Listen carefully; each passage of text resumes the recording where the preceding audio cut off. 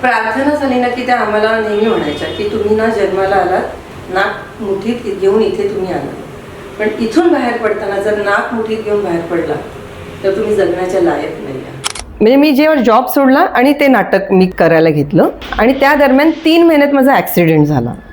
20 वर्षापर्यंत आमची जबाबदारी गव्हर्नमेंटची असते.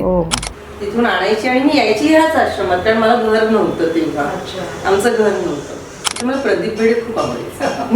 माझा क्रश होते ते. म्हणजे मला ना अभ्यास नाही केला की तुला बातम्याने दाखवणार प्रदीप भिडे आले तर. असह्य होत होतं की मी कायम जॉब करते, मी बँकेत जॉब करते, हे मला नको. मी प्रयत्न करते, मी असं रडायचे. काही आता वाक्य मला आठवत नाही, पण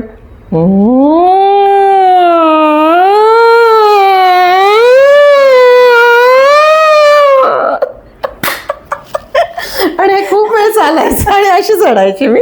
लोकांना कळायचं ना की नेमका आवाज कुठून आला तो. त्यांना मी विसरूच शकत नाही पावलं पावलं. म्हणजे आम्ही सकाळी उठलो ना की त्या आम्हाला नमस्ते करायला सांगायच्या. दीदी नमस्ते. त्या ज्या ताई असतील, मावशी असतील, हे कंपल्सरी म्हटलंच पाहिजे. त्या दिसल्या तर, नाही म्हटलं ना तर आम्हाला मार पडायचा. त्या दरम्यान मी ट्युशन्स घेत होते. आमच्या शेजारी हार करणारी एक बाई राहायची. तिला म्हणाले मी मला हार करता येतात. खूप वेळ रागाने बघायला लागली, असं करून गेली. म्हटलं काय केलं मी? ती पावती होती मला, पण मी तिचा छळ करायची ना, त्यामुळे. आणि प्रियाला साथ द्यायची ना.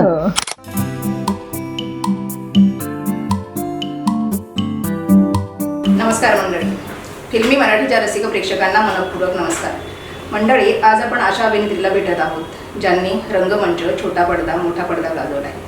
अगदी दामिनीपासून त्या काम करत आहेत. दामिनी, तू तिथे मी आणि एवढ्यात झालेली मालिका लाखात आमचा दादा, या मालिकेत सुद्धा आपण त्यांना पाहिलेलं आहे. आणि येणारा चित्रपट आशा, या चित्रपटात सुद्धा त्यांची झलक आपल्याला पाहायला मिळणार आहे. पडद्यावर त्यांना आपण पाहतच आलो आहे, पडद्यामागचा त्यांचा प्रवास आपण जाणून घेणार आहोत. त्यांच्या जीवन प्रवासात आपण थोडंसं डोकावणार आहोत. स्वागत करूया राजश्री निकम साळवे यांचं. नमस्कार ताई. नमस्कार. तुमचं साळवे आडनाव नव्हतं माहिती? कुठे नाही येत? नाही, गुगलला निकमच आहे. हां, तेच.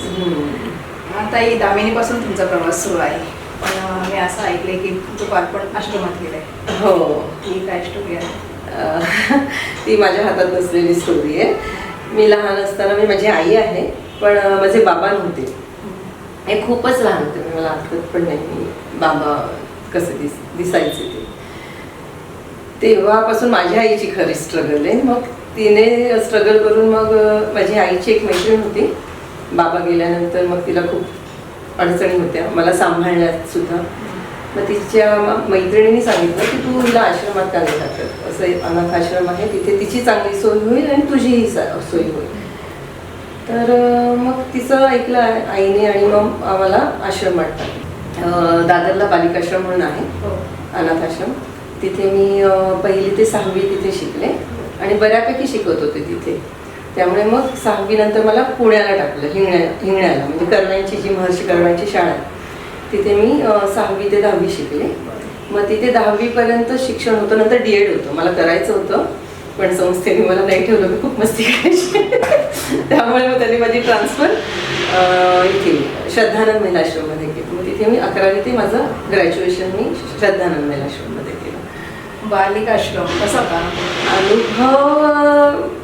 म्हणजे आपण ऐकतो ना हल्ली मुलं आश्रमात वगैरे, तो तुमचा अनुभव कसा होता? जे तुम्ही म्हणालात ऐकलं, म्हणजे खूप जणांनी बॅड गोष्टी जास्त ऐकलेल्या आहेत, म्हणजे त्याची मायनस गोष्टीच ऐकल्या आहेत. पण सुदैवाने, देवाच्या कृपेने मी अशा एका संस्थेत होते आणि आमच्या सुप्रिटेंड ज्या होत्या, मी त्यांच्याबद्दल, मी कोणालाही त्यांच्याबद्दल नेहमी सांगते, कारण आज जी मी आहे ना ते त्यांच्या संस्कारामुळे. त्यांचं नाव आहे विजया चिटणीस आणि त्या शोभना समर्थच्या भाची. पण त्या व्यवसायाने नर्स होत्या, पण त्यांनी सगळं सोडून मग त्यांनी ह्याच कामात. शोभना समर्थ म्हणजे नूतनच्या आई. नूतनच्या आई, काजोलच्या आजी. म्हणजे ह्या सगळ्यांना मी तेव्हा लहान असताना बघितलेलं आहे.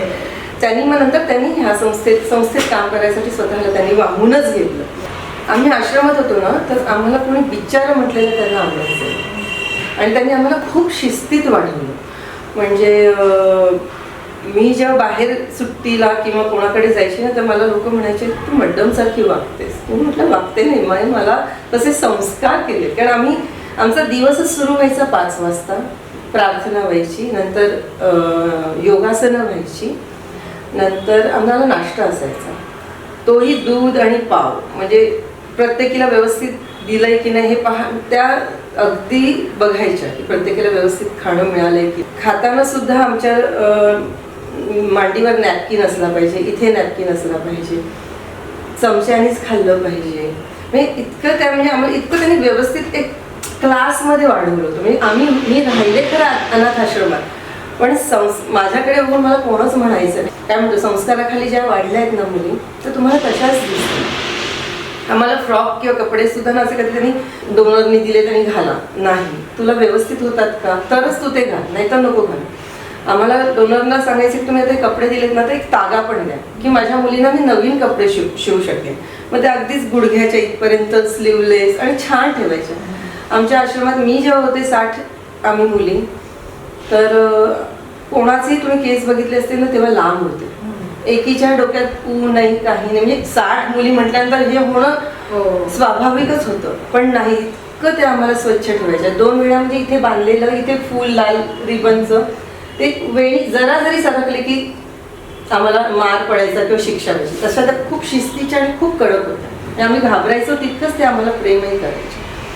त्यामुळे आज जी मी आहे शिस्तीत, जे काही माझे संस्कार झाले ते त्यांचेच आहे. त्यांनी मुळात ना आम्हाला जगायला पण खूप छान शिकवलं. मी जर त्यांच्याबरोबर बोलले ना तर एक एपिसोड आपला त्यांच्याबद्दलच होईल. आम्ही दिदी म्हणायचो त्यांना, तर दिदींबद्दलच एक एपिसोड होईल. कारण मी आजही उठले ना तरी मला दिदींची आठवण येते. कारण पावली त्यांचं शिक्षण, त्यांनी शिकवलेले, त्यांनी दिलेले संस्कार, त्यामुळे मी जीवनात अगदी ठामपणे उभी राहू शकते. विषय निघाला तर मी हे वाक्य सगळ्यांनाच सांगते, कारण तो ना आमचा जगण्याचा मंत्र होता. प्रार्थना झाली ना की त्या आम्हाला नेहमी म्हणायच्या की तुम्ही ना जन्माला आलात, नाक मुठीत घेऊन इथे तुम्ही आलात, पण इथून बाहेर पडताना जर नाक मुठीत घेऊन बाहेर पडला तर तुम्ही जगण्याच्या लायक नाही आहात. असं म्हणजे तेव्हा ते कळायचं नाही आम्हाला वाक्य. असं वाटायचं की काय रोज सांगतात की. आणि जसं जसं मी मोठी होत गेले, जसं जसं मी बाहेर पडले, आणि मग त्या वाक्याचा मला अर्थ कळायला लागला, आणि मग ती जगण्याची जबाबदारी आली माझ्यावर. चांगलं जगण्याची जबाबदारी ही आली आपोआप माझ्यावर, आणि मग मी तशी तशी जगत गेले. आणि दिदी म्हणजे माझ्यासाठी ना संस्थेपुरतंच नव्हत्या. माझी तिकडनं इंडियाला ट्रान्सफर झाली, मग माझी आई त्या संस्थेत मेट्रन म्हणून जॉबला होती. तर माझी आई काय करायची की मला न्यायला यायची, तिथून आणायची आणि मी यायची ह्याच आश्रमात, कारण मला घर नव्हतं तेव्हा, आमचं घर नव्हतं. त्यामुळे सुट्टी सुद्धा त्या आश्रमातून मी बालिका आश्रमातच यायची, कारण माझी आई इथे होती. पण सोडायला ना त्या यायच्या मला पुण्यात. आणि आश्रम त्यांचाच होता का? नाही, तो महर्षी करव्यांची मोठी शाळा होती, तर त्या सोडायला यायच्या मला. आणि मग त्या ना मला कोथरूडच्या घरात त्यांच्या शोभना समर्थ पण असायच्या त्या घरात, त्यांचंच घर होतं ते, तिथे घेऊन जायच्या. मग आम्ही एक दिवस त्यांच्या गेस्ट हाऊसमध्ये राहायचो, आणि मग ते घर मला पूर्ण तो बंगला फिरवायचा. आणि मला तेव्हा सांगायच्या, म्हणजे तेव्हा मी 6वी 7वी 8वी 9वी 10वी 4ही वर्ष दरवेळेला सोडायला आल्या की माझा हा एक कार्यक्रम असायचा की ते घर दाखवायचे आणि मला म्हणायच्या जगणं हे असं असतं. त्यामुळे त्यांनी मला विजनच दिलं की तुला कसं जगलं पाहिजे, कुठल्या स्टेटसमध्ये जगलं पाहिजे. रादर मी खूपच म्हणजे काहीच नव्हतं माझ्याकडे, पण त्यांनी मला ते स्वप्न दिलं की हे हा मार्ग आहे जगायचा. आणि त्यामुळे माझी वाटचालही तशीच झाली. त्यामुळे मी त्यांना विसरूच शकत नाही पावलं. म्हणजे आम्ही सकाळी उठलो ना की त्या आम्हाला नमस्ते करायला सांगायच्या, दीदी नमस्ते. त्या ज्या ताई असतील, मावशी असतील, हे कंपल्सरी म्हटलंच पाहिजे. त्या दिसल्या तर, नाही म्हटलं ना तर आम्हाला मार पडायचा. आणि त्या गोष्टी त्या आम्हाला तेव्हा जाचक वाटायच्या. पण मी जेव्हा संस्थेतून बाहेर पडले आणि जेव्हा मी नमस्कार लोकांना करायला लागले, तेव्हा मला लक्षात आलं की ते अंतर आणि तो रिस्पेक्ट माझ्याबद्दलचा आणि त्यांच्याबद्दलचा तो राहिल्यामुळे लोक माझ्याकडे वेगळी बघायला लागली. मग मला कोणी टेकन फॉर ग्रँटेड नाही घेतलं. ह्या काही हे संस्कार मी बोलले तर खूपच बोलत आहे तसं, पण त्या संस्थेत मी हे सगळं शिकले. आमच्या संस्थांचे कधी कार्यक्रम व्हायचे तर आम्ही मुली 60 उठूनच दिसायचं. आज माझ्या मैत्रिणी आहेत, मधुरा आहे, छाया आहे, रेखा आहे, आम्ही सगळ्या सेटल्ड आहोत. म्हणजे ते संस्कार असल्यामुळे संस्थेत बालपण तुमचं म्हणजे शिक्षण सगळं झालं आणि मग मग मी- सृष्टीकडे कशा वळाला? चित्रपट सृष्टीकडे मी लहानपणापासून ना, मी जेव्हा बालिकाश्रम मध्ये होते ते आम्हाला दिदी फक्त आम्हाला बातम्या दाखवायच्या. आणि तेव्हा तर छोटा टीव्ही म्हणजे सॅटर्डे संडेचाच कार्यक्रम असायचे, गजरा वगैरे. तर त्या ठरवायच्या की आम्हाला कुठले कार्यक्रम दाखवायचे. 7 वाजता बातम्या आम्हाला दाखवायच्या. आम्हाला कळलं न कळलं आमच्याबरोबर त्या बातम्या बघायच्या. तर मला प्रदीप बेडे खूप आवडायचं दिसायला. माझा क्रश होते ते. म्हणजे मला ना अभ्यास नाही केला की तुला बातम्या नाही दाखवणार, प्रदीप बेडे आहेत अशी शिक्षा असायची मला. तर ते एक होतं. आणि मला एक माझी ओळख पाहिजे होती. एक तर मला ना ते मी तिथे असले पाहिजे असं लहानपणापासून मला वाटायचं. म्हणजे ती लोक कसे जातात ते टिपिकल की त्या वायरमधून जातात का वगैरे वगैरे, हे सगळे प्रकार आम्ही जागून केलेले हे सगळे जागून प्रकार केलेले आहेत आम्ही.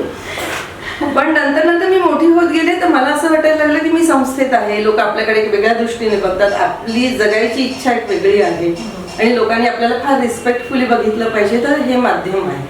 आणि मी शाळेत असताना वक्तृत्व स्पर्धेत किंवा नाटकात हे मला चांगलं जमत होतं. मी हुशार असल्यामुळे 1-2 नंबर यायचा माझा शाळेत. तर त्यामुळे मग ते मला वक्तृत्व स्पर्धेत, नाटकात बरी दिसत असल्यामुळे सगळ्या कार्यक्रमात मी असायचे. त्यामुळे मला नाटकाची आणि अशी आवड होती. पण त्याला जास्त खतपाणी मला पुण्यात मिळालं हिंगण्याला. बरं. कारण हिंगण्याला कसं होतं की मी हिंगण्याला गेले तेव्हा ज्या दिदीनी मला तिथे ट्रान्सफर केलं तेव्हा दिदीने संस्थेला सांगितलं होतं की ही अर्निंग लर्निंग करेल. कारण तिकडे ती सोय होती. मग मी तिकडच्या बेकरीत जॉब करायचे. म्हणजे माझी शाळा 11 ते 5 होती. त्याच्या आधी 6 ते 8 मी 2 तास तिथे पॅकिंगचं काम करायचे. शाळा सुटल्यानंतर 2 तास पॅकिंगचं काम करायचे. आणि मध्ये माझं शाळा आणि अभ्यास जे काही असेल ते. तर एकदा आमच्या शाळेत संस्कृत दिनासाठी संस्कृत नाटक होणार होतं आणि माझी मैत्रीण उमा त्याच्यात ती काम करणार होती. तर तिचा एक छोटासाच रोल होता. ते धचा मा करणारी आनंदीबाईंची ती गोष्ट होती. त्याची रिहर्सल बघायला मी पण जायचे. कारण अजून संस्थेत माहिती नव्हतं की मी नाटकात काम करते. शाळेत करत होते आणि मी रिहर्सलला नेहमी लांबून बघायची तिची. आणि एकदा ना ती अशी एकदम रागात बाहेर आली, म्हणाली मला नाटक नाही करायचं, काय एवढंसंच काम करायचं, एवढासा रोल नाही करायचा आहे मला. तर मी म्हटलं मी करू का, मला आवडतं नाटकात काम करायला. तर ती म्हणाली खरंच करशील का, कारण मला टेन्शन होतं की आता मी नाही म्हटलं तर कोण करणार. तर तिने मग बाईंना सांगितलं. बाईंनी पण माझ्याकडनं रिहर्सल करून घेतली आणि शो होता. शोच्या दिवशी काय झालं, तो लखोटा फक्त मला द्यायचा होता नेऊन आनंदीबाईंकडे. तर तो तेवढंच काम होतं.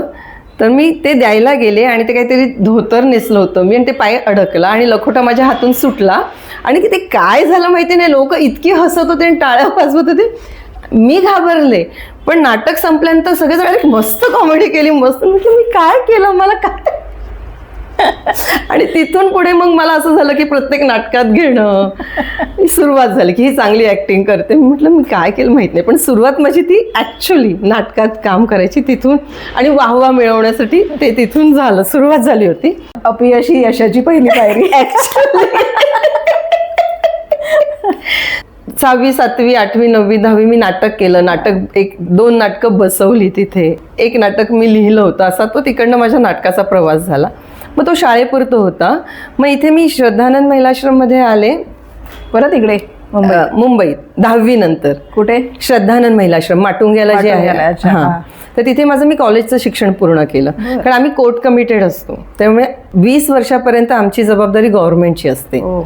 त्यामुळे ते 20 वर्षापर्यंत आम्हाला अशाच संस्थेत जिथे कोर्ट कमिटेड मुली राहू शकतात अशा संस्थेत 20 वर्षापर्यंत आम्हाला बाहेर असं पालकांच्या हातात देत नाही. पालक असतील तरीही 20 वर्षात नाही देऊ शकत. आता हल्ली देतात, तेव्हा तर खूप कडक नियम होते. तर मग तिकडे मी 5 वर्ष होते.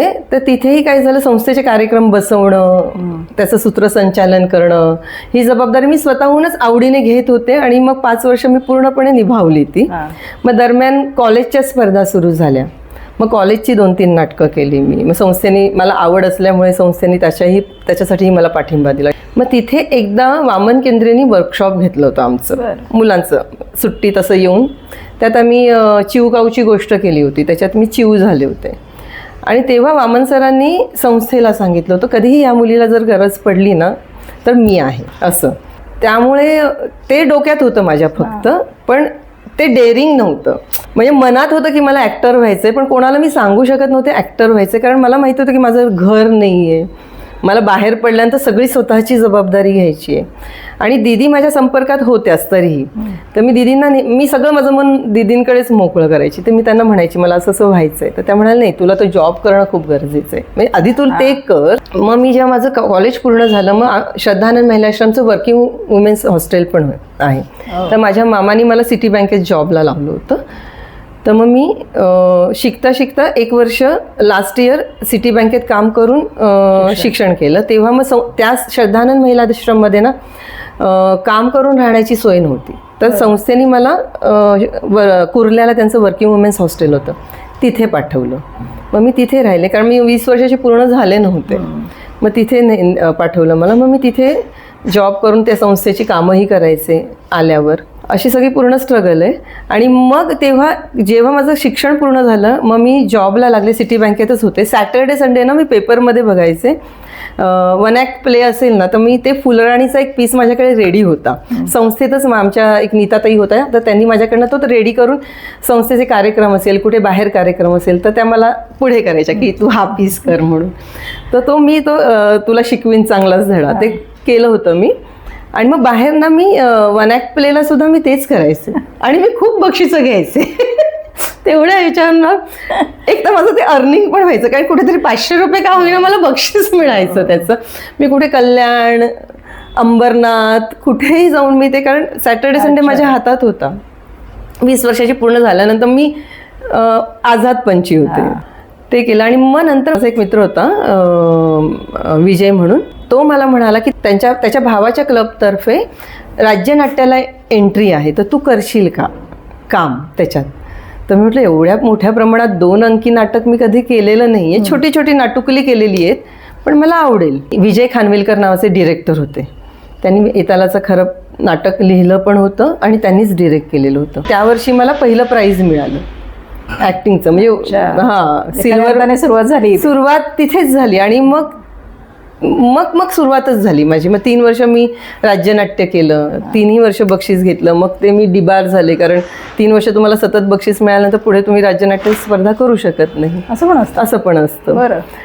आणि मग तेव्हा मी वामन सरांचं एक शिबिर होतं, मग त्यांनी मला त्यांच्या शिबिरात घेतलं. मग ते म्हणाले ठीक आहे, तू फी नको भरूस. शिबिर करता करता तेव्हा ते 3 पैशाचा तमाशा नाटक बसवत होते प्रायोगिकला.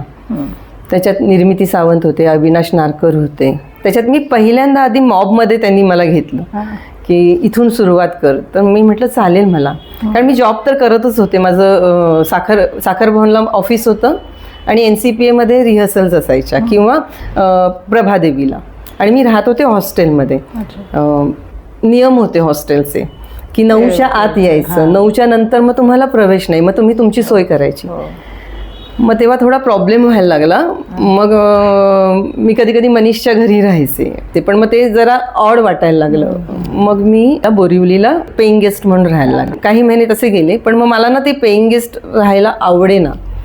मग माझ्या आईला मी सांगितलं की मला असं वाटतं छोटं का होईना माझं घर पाहिजे. मग माझी आजी होती तेव्हा, तर मग मी आजीला पण सांगितलं. मग आजीनी बोरिवलीतच इथे, कारण थोडे कमवलेले पैसे होतेच माझे, ते मग आई आणि मामा असे मिळून आम्ही मला एक घर घेऊन दिलं सगळ्यांनी मिळून. आणि मग त्या इथे एकसरला एका चाळीच्या घरात, म्हणजे 10 बाय 10चीच रूम होती, पण ते माझं हक्काचं घर होतं. कारण मला ते पेईंग गेस्ट मला नाही जमलं ते राहणं. म्हणजे 3 वेगवेगळ्या विचारांची माणसं, आणि समहाऊ मी कम्फर्टेबल नव्हते त्याच्यात. मग मी मामाला म्हटलं मी कष्ट करीन, पैसे फेडीन मी, पण मला घर स्वतःचं पाहिजे. तिकडनं मग माझा प्रवास सुरू झाला. मग नोकरी करता करता मग निर्मितीशी ओळख झाली, निर्मिती सावंतची ओळख झाली. मग ती म्हणाली मी एक व्यवसायी नाटक करते, तर त्याच्यात छोटासा रोल आहे, तू करशील का. कारण तिला थोडं माझं काम आवडायचं. एक चांगला प्रवास सुरू झाला. आणि मग निर्मितीने मला डबल ट्रबल नावाचं नाटक होतं, त्याच्यात ती म्हणजे छोटीशीच भूमिका आहे, तू करशील का. तर ते माझ्यासाठी व्यावसायिक पहिलं नाटक होतं. तर फक्त मी तिला म्हणाली मी जॉब करून कसं करेल मला माहीत नाही. तोपर्यंत मी सिटी बँकेचा जॉब सोडला होता. त्याची पण एक वेगळी गोष्ट आहे, कारण मला ह्याच क्षेत्रात काम करायचं होतं. आणि मी तिथे ना 90 डेजच्या कॉन्ट्रॅक्ट बेसवर मी जॉब करत होते. आणि आत्ता हा शेवटचा 90 डेजचा मी पिरियड पूर्ण केला असताना तर मी कदाचित परमनंट झाले असते तिथे. आणि मला ना ते चित्रच असह्य होत होतं की मी कायम जॉब करते, मी बँकेत जॉब करते, हे मला नको होतं. म्हणजे मला सगळेजण म्हणजे माझ्या मामापासून सगळे तू काय करतेस. मी कोणालाही न सांगता माझ्याकडे बाटाचं अकाउंट होतं, तिथे जे मॅनेजर यायचे त्यांना मी रिक्वेस्ट केली की मला तुमच्याकडे जॉब द्याल का. तर ते माझ्याकडे बघत राहिले, अगं सिटी बँकेत तू जॉबला आहेस. थोडी पार्श्वभूमी त्यांना मी सांगितली की असं असं आहे. ते म्हणजे काय तू, म्हणजे तुला घर नाही आहे, काही नाही आहे आणि एवढा चांगला जॉब, नशिबाने लोकांना जॉब मिळतो. तर मी त्यांना म्हटलं नाही मला ॲक्टर व्हायचं आहे. तर त्यांनी म्हटलं ठीक आहे, इट्स युअर डिसिजन.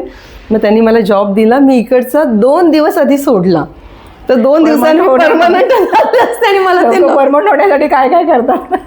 तिथला अजून एक माझा गुरु नावाचा मित्र आहे, तो आजही मला फोन करून सांगतो तुझ्या इतकी डेअरिंग बाज मुलगी मी नाही पाहिली. कारण लोक धडपडतात होते. माझा मामा पण म्हणाला अगं लोक धडपडतात त्यासाठी. मी शिस्तीत तो जॉब सोडला. 2 दिवस आधी मी बाटामध्ये गेले. म्हणजे सिटी बँकेचं इतकं मोठं पॉश ऑफिस आणि मी बाटामध्ये वेअरहाऊसमध्ये जॉबला होते. ते रे रोडला. तो मला डिफरन्स कळला तेव्हा, लक्षात आला. पण म्हटलं नाही, हीच सुरुवात आहे, आता परत मागे नको जाऊयात. मग तो थोडे दिवस मी तिकडे जॉब केला. मग माझं नाटक चालूच होतं. मग सरांनी मला झुलवामध्ये रोल दिला. सरांचे खूप उपकार आहेत माझ्यावर. इन द सेन्स मला खूप चांगले मेंटॉर मिळाले त्यावेळेला. त्या नोटवर मी तुम्हाला सांगू शकते की मला ना आयुष्यात माणसं चांगली मिळाली, त्यामुळे मी खूप चांगली जगू शकले. माझा एक मित्र होता, मग त्याला म्हटलं की पण मला नाटक करायचं, मी नाटक नाही सोडणार, पण मला हा जॉब पण नाही करायचा कारण मी ते कम्फर्टेबल नाही आहे. मग तो म्हणाला ठीक आहे. मग त्याने तिथे मला जॉब लावला. पण माझं नाटक चालूच होतं की त्यांनी मला ऑप्शन ठेवलं तर दौऱ्यावर जा नाही तर जॉब कर. तर मी जॉब सोडला. तर तो माझा मित्रही नंदू मला म्हणाला तू काय म्हणजे नेमकं काय करायचं आहे तुला. मला म्हटलं मला माहीत नाही, मला कमवणंही गरजेचं आहे आणि मला नाटकही गरजेचं आहे. माझ्या 2 वेगवेगळ्या गोष्टी आहेत. म्हणजे नोकरी मला पैसा देते, नाटक मला जे माझं पॅशन आहे आणि मला जे व्हायचं आहे, तर ते हे दोन्ही गोष्टी मी नाही सोडू शकत. मग तो जॉब सोडल्यानंतर एक मैत्रीण आहे मधुरा नावाची, तिला मी म्हटलं तुझ्याकडे काही वेकन्सी असेल तर तू मला सांग, कारण आता मी दौरा करून आल्यानंतर मी जॉबलेस आहे. तेव्हा ती मला म्हणाली ठीक आहे. मग तिनेही तिथेही जॉब लावला, पण तो शेवटचा माझा जॉब. मग तिथेही असंच व्हायला लागलं की दौरे, जॉब, मग खोटं बोलणं, आज पायच दुखते, खूप जणांना मारून झालं. मारून झालं खूप जणांना. आता तिकडचे माझे बॉस होते बर्वे आणि दाते, असे 2 बॉस होते. पण बर्वेंनी मला एकदा बोलवलं आणि तेव्हा मी गोवा दौरा करून आले होते. आणि आल्यावर मी पायाला व्यवस्थित हळद बिळद लावून नाही सर मी, आणि फोन केला होता की मी ट्रेनमधून पडले, आता डॉक्टरांनी मला आराम करायला सांगितलं आहे 4 दिवस. आणि 4 दिवसांनी मी हळद बिळद लावून गेले. आणि ॲक्टिंग तर येतच होती, त्यामुळे थोडीशी लंगडणं वगैरे आणि हे पण करून हे पण, आणि त्याची सवय होती. हे खूपदा मी केलेलं होतं वेगवेगळ्या जॉब्समध्ये. तर इथे पण मी तसं केलं. मग त्यांनी मला बोलवलं आणि ते मला म्हणाले नाही वी नो की तू काही पडलेली नाही, पेपरमध्ये तुझा अगं दौरा येतो, तुझ्या नाटकाच्या तारखा येतात, तू इतकं का खोटं बोलते. म्हटलं माझ्याकडे दुसरा पर्याय नाही, दोन्ही गोष्टी सांभाळायच्या असतील तर. मग त्यांनी एकदा मला बसवलं आणि ते मला म्हणाले शांत हो, तू ठरव, आता एक वेळ आहे तुझ्याकडे, मी तुझं नाटक बघितलेलं आहे, जे काही छोटा मोठा रोल करतेस तो खूप छान करतेस आणि तू खूप पॅशनेटली करतेस, तर तू आयदर हे कर नाहीतर जॉब कर. म्हणजे तू इथे असतेस तेव्हा तू पण 100% असते आणि तिकडे असलीस तरी तू 100% असते. पण वेळेत गडबड होते. 4 दिवस म्हणजे महिन्यातून जर 6 दिवस तू रजेवर गेलीस तर आम्हाला ते परवडत नाही. मग ते आम्हाला काम दुसरीकडे कुठे 100% तुला काम नाही देऊ शकत आम्ही, आणि तू तिथेही छान करतेस. तर मी त्यांना म्हटलं नाही, पण प्रश्न फक्त पैशाचा आहे की आता. आणि ते म्हणाले तुझ्याकडे नाटकाचे तुम्हाला मानधन नव्हतं. मानधन मिळत होतं पण ते फारच कमी ना, पुरणार नव्हतं. मी जे वामन सरांकडे करत होते तिथे मला सर कोणालाही नाही पैसे दिले तरी मला 75 रुपये द्यायचे. तेव्हा 75 रुपये? हा 75 रुपये मला कन्व्हिन्स द्यायचे. अच्छा. कारण त्यांना माहिती होती माझी धडपड, मी काय धडपडीने हे काम करते हे त्यांना माहिती होतं. जे डबल ट्रबल करत होते त्याच्यामुळे 150 रुपये तेव्हा नाईट मिळायची आणि इथे 12,000 रुपये पगार होता. त्यामुळे ते काहीच गणित जमत नव्हतं. म्हणजे हे सोडलं तर माझे 12,000 रुपये गेले आणि हे तुटके मुटके जे मिळतील ते मिळतील असं होत होतं. आणि मला फ्युचर पण होतं ना, म्हणजे मला काहीतरी पैसे साठवायला पाहिजे, एक गोल होता. तर पण सर मला म्हणाले बर्वे सर की नाही, तुला आत्ता ठरवावं लागेल, मग तुला जर जॉब पाहिजे असेल तर आम्ही तुला अलाऊ नाही करणार, मग तू यू हॅव टू स्टॉप, तुझं सगळं नाटक बिटक तुला बंद करावं लागेल. ते म्हणाले उद्या आम्हाला तू सांग. मग दुसऱ्या दिवशी मी गेले पण नाही. मी फोन केला की मी नाही येते, मी नाटक करते. पण त्या दिवशी ते फोनवर मला म्हणालेले की बघ तू खूप मोठी होशील. वा वा. म्हणजे हे डिसिजन घेणं सुद्धा जिगरीचं काम आहे ते. आणि ते मला म्हणाले घर आहे ना, काय काय होईल, फार फार तर उपाशी राहशील, कोणाला कळेल उपाशी राहणं. आणि यंग आहेस म्हणजे तुला ते सहन होईल, उपास राहणं सहन होईल तुला, तू सहन करू शकशील, इतकी यंग आहेस तू, पण धडपड कर. मग माझी खरी अर्थाने त्यानंतर माझी स्ट्रगल म्हणतो जे म्हणतो ते सुरू झालं. मग मी दामिनी सिरियल मिळाली मला, पहिली दामिनी. पहिली. हां. मग माझ्या ऑफिसमध्ये मिथिला सुभाष ज्या रायटर आहेत ना, आता सिरियल्स वगैरे लिहितात, त्या माझ्या ऑफिसमध्ये होत्या आज दिनांकमध्ये. आणि त्यांचे मिस्टर ॲक्टर पण होते आणि प्रोड्युसर पण होते. तर त्या म्हणाल्या की मी माझ्या मिस्टरांना सांगते, अधिकारीजमध्ये दामिनी नावाची सिरियल तेव्हा नवीनच होती आणि त्याच्यात काही ना काहीतरी तुला रोल मिळेल. आणि मग मी तशी मग दादा गोडकरांची त्यांनी माझी ओळख करून दिली. मग मी ऑडिशन दिली. अशी बायको हवी, रत्नाकर मतकरींनी लिहिलेलं ते नाटक मी करत होते. पण त्याच्यात ना मी रडायचे ना, तर मी एक सायरनच्या आवाजात रडायचे. सरांनी मला तर एक शोधायला सांगितलं होतं, एक तूर कशी रडशील. तर आम्ही खूप एक्सपेरिमेंट करून तो एक फायनल केलं होतं. पण ते ऐकायला ना लोक यायचे ते. आणि लोकांना असं वाटायचं की रेकॉर्डिंग आहे. नाही, मी लोक मला आवाज काढून दाखवायला लावायचे, त्याला वन्स मोर मिळायचा मला. आता होईल का? आता मला माहिती नाही. मी प्रयत्न करते. तुम्ही असं रडायचे, काही आता वाक्य मला आठवत नाही, पण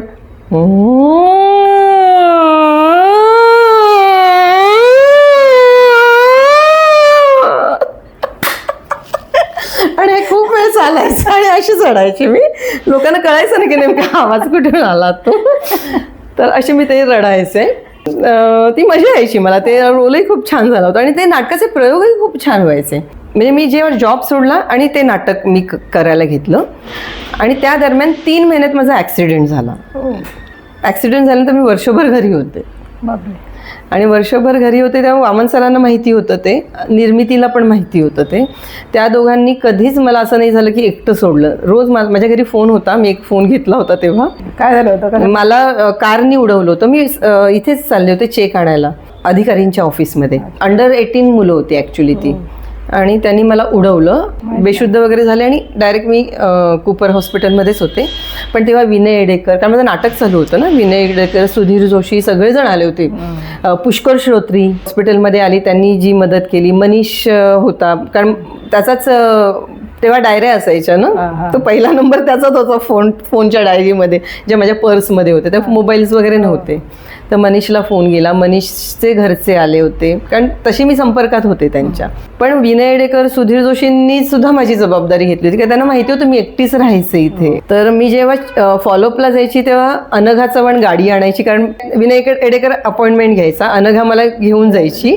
आणि मग मी आमचं फॉलोअप झाला की सुधीर जोशी मला फिरवायचे. फॉलोअपच्या दिवशी आमचा हा ठरलेला कार्यक्रम असायचा.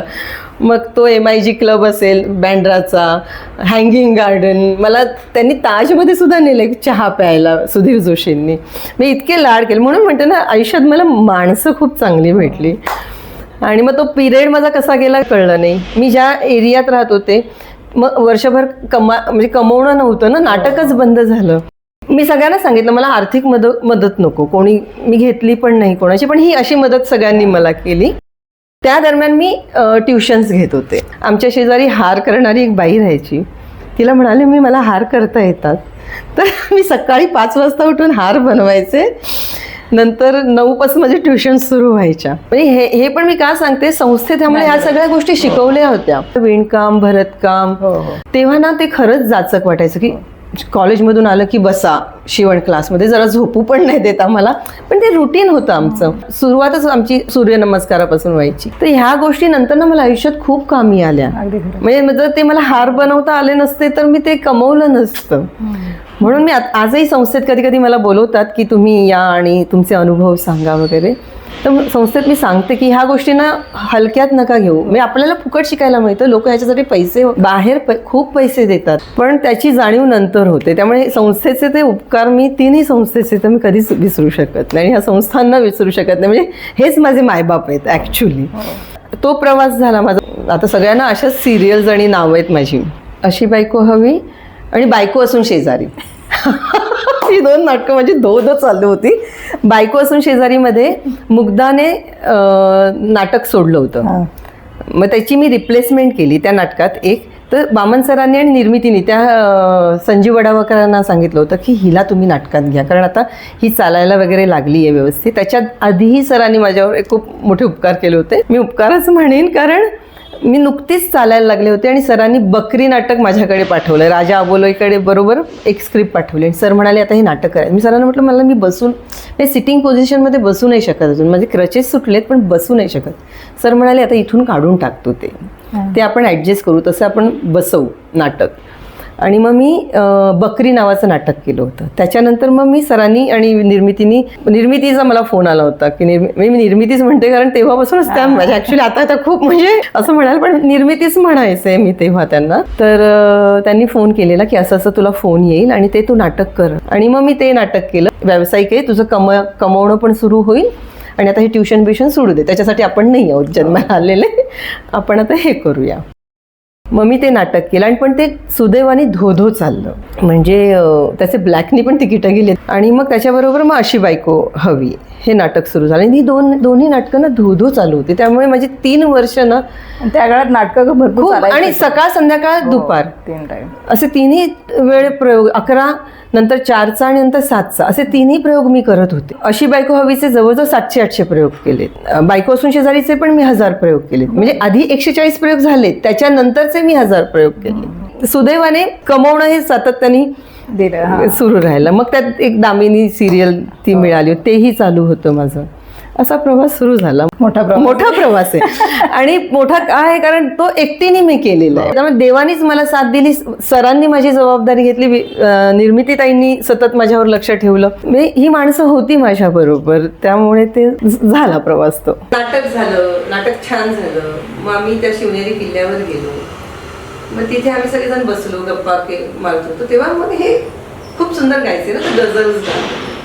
ते मला मग मी इथं प्रेमातच पडले. म्हणजे हा सुंदर आवाज आहे या माणसाचा. वागण्यात पण तो खूप सॉफ्ट आणि खूप केअरिंग असा होता. आणि असतं ना की एक एक्स्ट्रा केअर मिळते आपल्याला कोणाकडनं तरी. आणि माझ्यासाठी ते नवीन होतं सगळं, त्या वयातही आणि आयुष्यातही सगळं नवीन होत होते. एकदा आम्ही माझं ऑफिस संपल्यानंतर आम्ही रोजच भेटायला लागलो. मी दादर स्टेशनला आमचं ठरलेलं ठिकाण होतं, चौकात होतं ना पूर्वी. तिथे एक माझे कलिग्स होते, तर त्यांनी मला तिकडे आम्हाला दोघांना बघितलं आणि मग मला म्हणाले आम्ही तुला 1-2दा इथे बघतोय. कोण आहे नेमकी? तो म्हटलं नाही माझा मित्र आहे. तो मित्राच्या पलीकडे का काही? तर म्हटलं अजून एक्झॅक्टली मला माहीत नाही, पण मित्र आहे माझा. तर त्याने तिथेच विचारल्यानंतर ते गेले. मी त्यांना बाय केलं आणि मग मनीषीने मला विचारलं की काय बोलले. म्हटलं असं असं म्हणाले ते. मग तो मला म्हणाला तुला आवडेल का त्याच्या पलीकडचं नातं? तर मी म्हटलं हां मला आवडेल, काहीच हरकत नाही आहे माझी. मग तो प्रवास आमचा सुरू झाला. आणि मग नंतर असं झालं की नाही पण आपण दोघंही ह्याच क्षेत्रातले. मग आमची एक लाट यायची, आम्ही त्याला लाट शब्द दिलेला की नको नको नको, तू पण या क्षेत्रातला, मी पण या क्षेत्रातला. असं एक महिन्यात एक दिवस यायचा आमचा की नको नको नको, तू तुझ्या वाटेने जा, मी माझ्या वाटेने. हां की नाही पुढे जाऊन आपण सर्वाईव्ह कसं करणार. मग एकदा असं मीच त्याला म्हणाले की हे कुठेतरी थांबवूया, हो तर हो नाही तर नाही. मग एकदा आम्ही ठरवलं की नाही आपण हा प्रवास पुढे नेऊया आणि तो आजपर्यंत. आणि त्याने ना मला ह्या क्षेत्रात खूप मदत झाली, कारण त्याचं ना वाचन खूप आहे, तो खूप इंटेलिजंट आहे, वाचन खूप आहे, वेगवेगळ्या गोष्टीचं ज्ञान आहे त्याला. त्यामुळे ते एकमेकांना आम्ही पूरक होत गेलो. आणि व्यवहारी मी खूप असल्यामुळे समजू शकतात ना ह्या क्षेत्रातल्या गोष्टी, वेळ वगैरे. आणि आजही आमची मैत्री जास्त आहे. तेच हां ते महत्वाचं आहे. ॲक्च्युली मी ठरवलेलं की मी नाटकच करणार, पण मग मला बाळ झालं. आम्ही घर घेतलं त्याच्यानंतर. आम्ही दोघांनीकडे माझ्याकडे काहीच नव्हतं. हे एक छोटंसं घर होतं. मग आम्ही दोघांनी मालाडमध्ये एक घर घेतलं. मग ते विकून आम्ही 1 BHK घेतलं. त्याच्यानंतर मग असं झालं की नाही आता एक बाळ पण व्हायला पाहिजे आपल्याला. बाळ झाल्यानंतर मग कळलं की नाही खूप पैसा पाहिजे आता आपल्याला, मग नाटकाने नाही भागणार आपलं. मग मी सिरियलकडे म्हणजे पूर्णपणे, माझी मैत्रीण आहे सोनाली पंडित, तर तिने मला सांगितलं की आता तू सिरियल कर, कारण नाटकात नाही होणार हे सगळं आणि बाळ लहान आहे तर ते नाही होणार. मग तिच्यामुळे मला या सुखानं या सिरियल मिळाली होती, अच्छा. पहिली सिरियल. मग तिथून तो प्रवास सुरू झाला. मग मध्ये एक ब्रेक आला. परत मी एक नाटक केलं, एक डाव भटाचं, ज्याच्यात मला सगळीकडे नॉमिनेशन्स होते आणि खूप छान तेही नाटक खूप भरभरून गाजलेलं चाललं होतं. हो, नाटक. त्याचेही 800-600 प्रयोग झाले होते. म्हणजे बाळ होण्याच्या आधी मी ते नाटक करत होते, सगळीकडे माझं नॉमिनेशन झालं वगैरे. मग मी कन्फ्यूज झाले. मग तो एक ब्रेक घेतला मी 8 महिन्याचा, कारण मी 5 महिन्यापर्यंत प्रयोग करत होते, 5 महिन्याची प्रेग्नेंट असेपर्यंत. म्हणजे मला असं यायचं, अरे अरे थांब असं व्हायचं, ऑडियन्समधून यायचं की नको धावूच करायचं, धावणं बिवणं होतं मला त्याच्यात. आणि मग नंतर मला 8 महिन्याचं होईपर्यंत मी थोडा ब्रेक घेतला आणि परत तीच भूमिका माझ्याकडे आली. अरे वा. हां, म्हणजे माझी जी रिप्लेसमेंट करत होती ती प्रेग्नेंट राहिली, वृषाली. मग प्रोड्युसरने मला फोन केला की असं असं झालं. म्हटलं हां मी करेन. मग परत ते नाटक केलं. मग नाटक करता करताच मग सोनाली मला म्हणाली, जरा अवघड होत होतं मला, तर ते म्हणे आता तू सिरियलच कर. मग ती सिरियल केली. मग त्याच्यानंतर मी 4x4 केलं. अच्छा. हां, त्याचं एक सीझन पूर्ण केला मी. आणि त्याच्यानंतर मग तू तिथे मी झीनेच मला ती सिरियल दिली, तू तिथे मी. त्यात प्रिया होती तुमच्यासोबत. त्यात प्रिया होती माझ्याबरोबर. खरंच प्रिया होती माझ्याबरोबर आणि ती होती म्हणजे दोघींची जोडी होती त्यात जास्त. हां, कारण मी तिची आत्या होते आणि त्या कॅरेक्टरला मी फॉर होते. ती विलन होती पण मी तिची सतत बाजू घ्यायची. आणि मृणाल दुसानीच त्या सिरियलमध्ये होती, तर ती हिरोईन होती आणि तिच्यावर मी सतत राग म्हणजे असा अनुभव घेतलेत मी की लोक असे मी एकदा जात होते आणि एक बाई माझ्या समोर उभी राहिली अशी आणि खूप वेळ रागाने बघायला लागली, असं करून गेली. म्हटलं काय केलं मी? ती पावती होती मला, पण मी तिचा छळ करायची ना, त्यामुळे आणि प्रियाला साथ द्यायची ना, त्यामुळे तो एक लोकांना माझ्याबद्दल त्या कॅरेक्टरबद्दल राग होता, पण ती माझी पावती होती. आणि त्यात माझी प्रिया, मृणाल, श्रेया बुगडे, शीतल शुक्ल, वंदना वाकनीस, आजही आमचा ग्रुप आहे. आजही आम्ही असतो.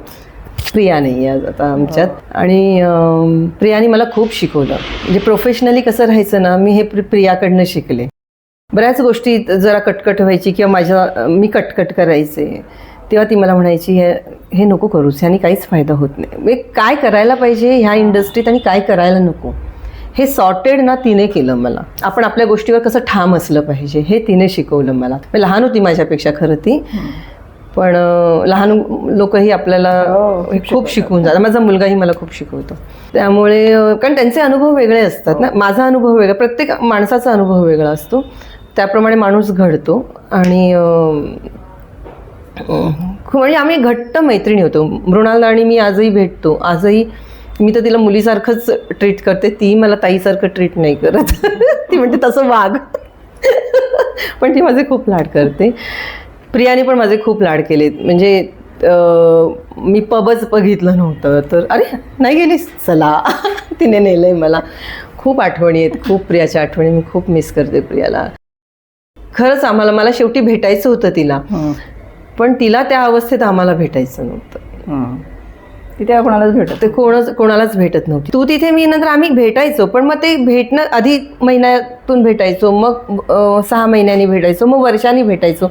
मग इन्स्टा सुरू झालं, फोन व्हॉट्सअप सुरू झाले, मग व्हॉट्सअपवर भेटणं झालं, मग कधीतरी भेटणं झालं. चॅट्स असायचे आमचे, एकमेकांची काळजी होती आम्हाला. पण जेव्हा सडनली तिची पोस्ट आली ना की मी काम थांबवलं, तेव्हा मी तिला फोन केला की अगं काय झालं. मग तेव्हा तिने मला सांगितलं असं असं झालं. ती बरी होत होती ना, तेव्हा तिने फोन उचलून मला सांगितलं की आय एम ओके आता.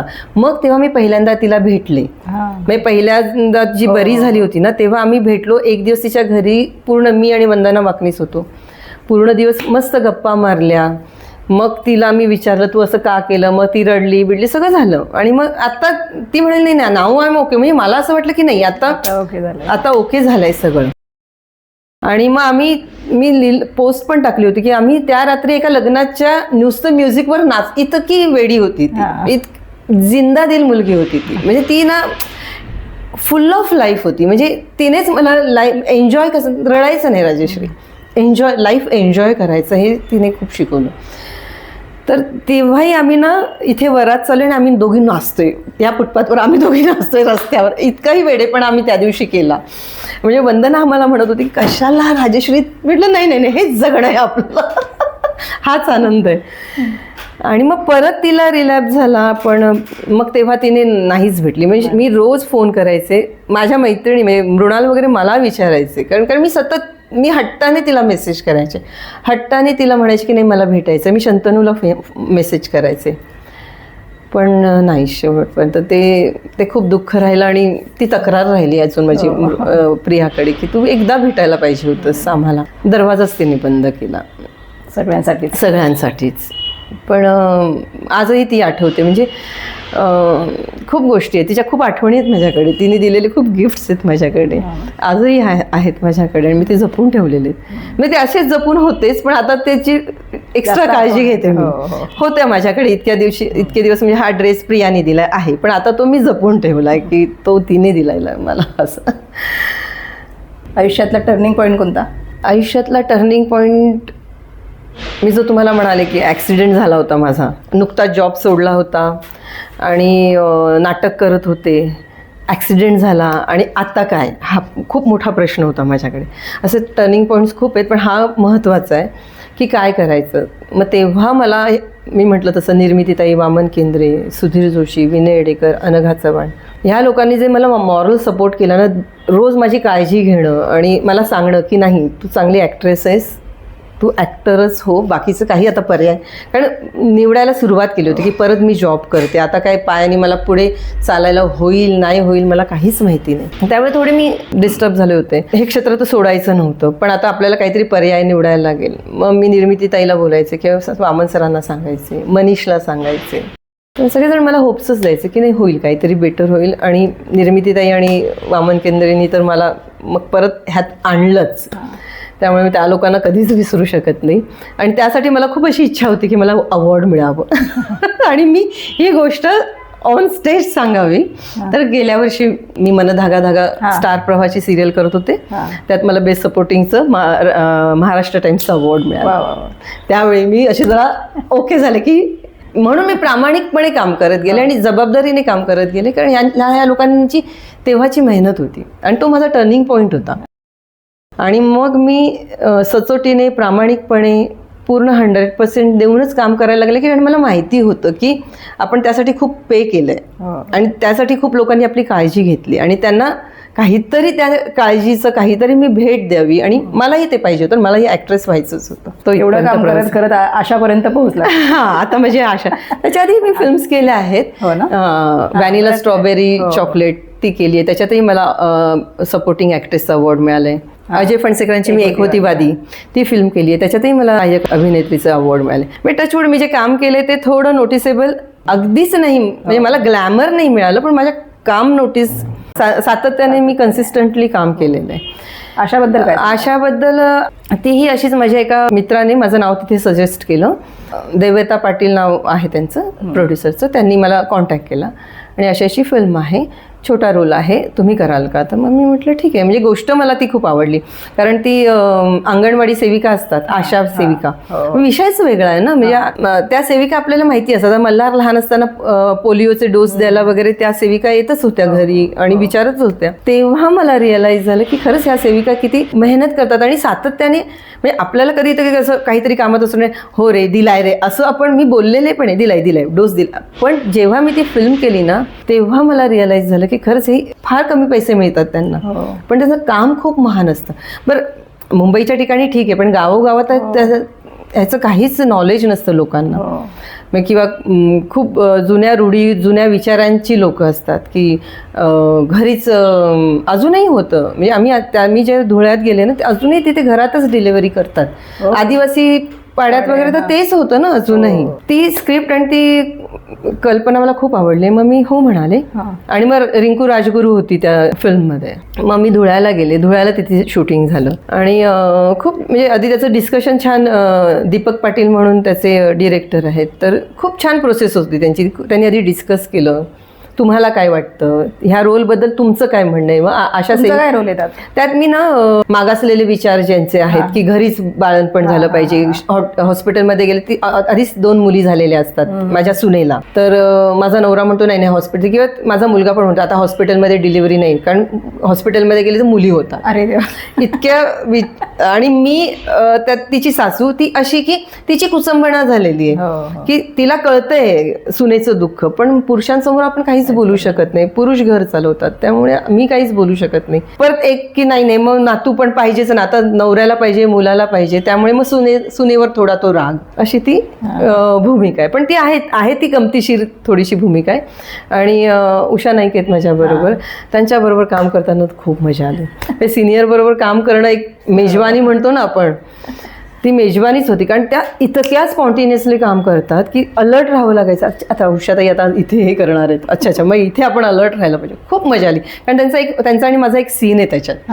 हॉटेलमध्ये आम्ही चहा पितो आणि त्याच मला बाहेर घेऊन जातात. मी आता पूर्ण सीन सांगत नाही, तुम्ही सिनेमा बघितला तर तुमच्या लक्षात येईल. पण तो इतका आम्ही एन्जॉय केला ना सीन, इतकी मजा आली आणि त्यांच्यामुळे खूप मजा आली. आणि रिंकू पण खूप इनोसंट मुलगी आहे, ती तिच्या कामाशी काम आणि त्याच्या हळूच गमती करते. हा म्हणजे ती दिसते तितकी सिरियस नाही आहे, ती खूप मजा घेत काम करते.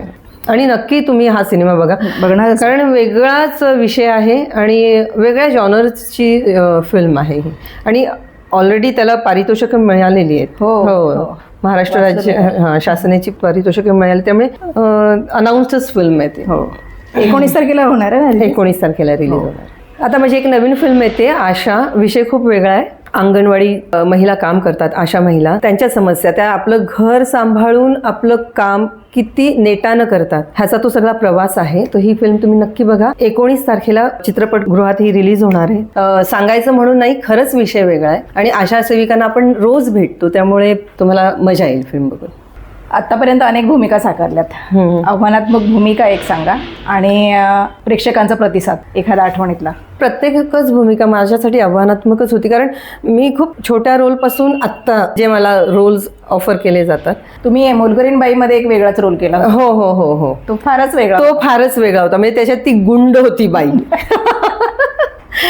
तेच मी म्हणते की प्रत्येक, म्हणजे आता मी जी तू तिथे मी मध्ये आत्या केली, ती एक वेगळा स्वभाव होता की ती खूप बायस होती, ती तिच्या भाचीसाठी खूप बायस होती.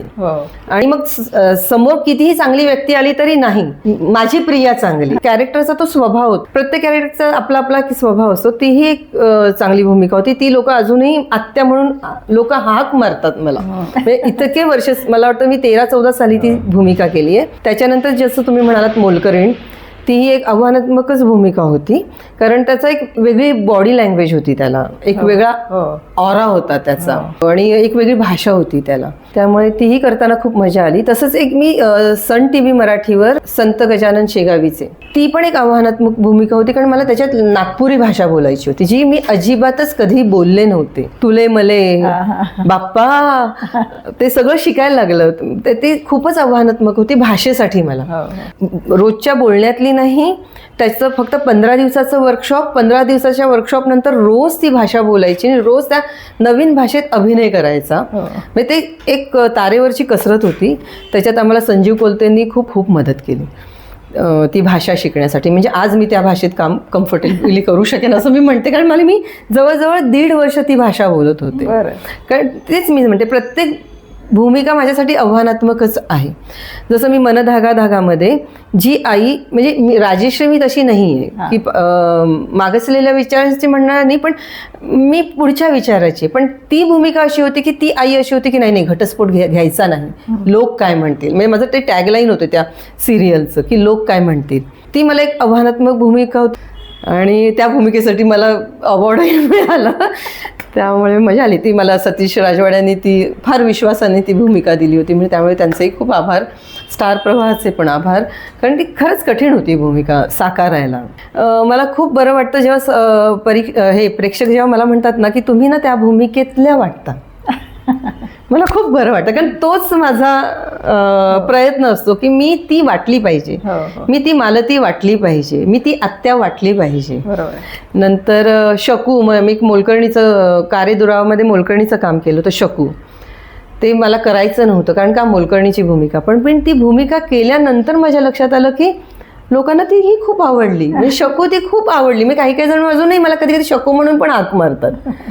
मग माझ्या लक्षात आलं की भूमिका जग, मग ती भूमिकेचं स्वभाव ओळख, ती भूमिका त्या क्षणी जग, 100% ती राहा, तर लोकांच्या लक्षात राहते. हे मला तेव्हा ती शकू करताना लक्षात आलं. मी जे असं सासर सुरेखाबाई करायची त्याच्यात नलू काकू करायची. मी एकदा पुण्याला गेले होते आणि मी बसमधून उतरले आणि एक बाई माझ्या समोर आल्या आणि मला ना घट्ट मिठी मारली, नलू काकू म्हणून. मी मलाही खूप बरं वाटलं आणि मला म्हणाल्या, माहिती आहे का, तुमच्यामुळे मी डब्यांचा व्यवसाय सुरू केला, तुम्हाला सिरियलमध्ये बघून, कारण त्याच्यात माझा डब्यांचा व्यवसाय होता. म्हणजे ती तशी भूमिका होती आणि मी पूर्ण घराची जबाबदारी घेतलेली बाई. ते बघून असं बरं वाटतं की चला कोणाचं तरी आपण, म्हणजे ह्याच प्रतिक्रिया असतात आणि हेच लोकांचं प्रेम असतं. खूप छान. नवीन काय येतोय का सिरियल वगैरे? नवीन आता माझी सिरियल येते सन TV मराठीवर, तू अनोळखी तरी सोबती. बरं, कधी येणार आहे? ती आता 5 जानेवारीपासून नक्की बघा. हा, म्हणजे शूटिंग चालू आहे. अच्छा, त्याचं आज सुट्टी आहे मला. रॅपिड फायर घेऊ. तुमची आवडती बेस्ट डिश केव्हाही खाऊ शकता? केव्हाही मी फिश कधीही खाऊ शकते, कुठलंही फिश मी कधीही खाऊ शकते. निकनेम मला माझ्या मैत्रिणी, मी लहान असताना मी जेव्हा पुण्यात होते तेव्हा मला राजी म्हणायचे. माझी मैत्रिणी खास क्षमा, ती मला राज म्हणते. ते मला खूप आवडतं ऐकायला. क्षमाताई पण गोड आहेत. हां. अभिनयाव्यतिरिक्त मला भरतकाम, विणकाम करायला खूप आवडतं. आश्रमात शिकल्यामुळे मी त्याच्यात ना, म्हणजे मेडिटेशन आहे माझ्यासाठी ते.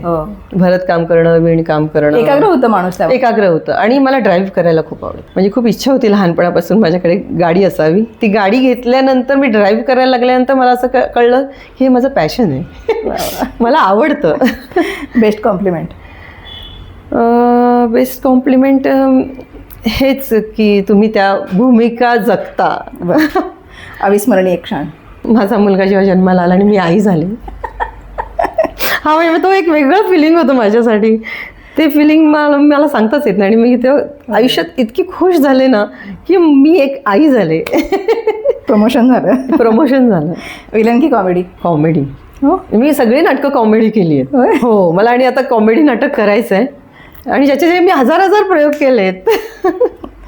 कोणासोबत काम करायची इच्छा आहे? मी आपले मराठीतच. तुमच्या मनात कोणाचे? पंकज त्रिपाठी. मला खूप इच्छा आहे. माझी मैत्रीण आहे स्मिता तांबे, ती त्यांच्या शेजारीच राहते. तिच्या इकडे राहते आणि मी तिला नेहमी म्हणते की मला एकदा, आणि मी एकदा भेटली आहे त्यांना, तिच्याचमुळे भेटली आहे. अभिनेत्री नसत्या तर? मी अभिनेत्री नसले असते तर मी बँकेत जॉब करत असले असते. मूवी की बुक? मूवी. आवडता मूवी? असे खूप मूवीज आवडते, पण मला गोलमाल जुना, हा, कधीही बघू शकते मी तो. बेस्ट फ्रेंड खूप आहेत, तुम्ही मला अडचणीत टाकाल. कारण ना खूप मैत्रिणी आहेत आणि खूप मैत्रिणींची प्रत्येकाची एक एक वेगळी भूमिका आहे माझ्या ह्याच्यात. म्हणजे जसं निर्मितीताई आहे, क्षमा आहे, नंतर सोनाली आहे, शिल्पा आहे. एकच पाहिजे आपल्याला? हो, पण ह्या सगळ्या आहेत, कारण ह्यांच्याशिवाय माझं आयुष्यच होऊ शकत नाही. क्षमा, शिल्पा तर रोजच्या भेटण्यातल्या आहेत. सोनाली पंडित, ती पण ऍक्ट्रेस आहे.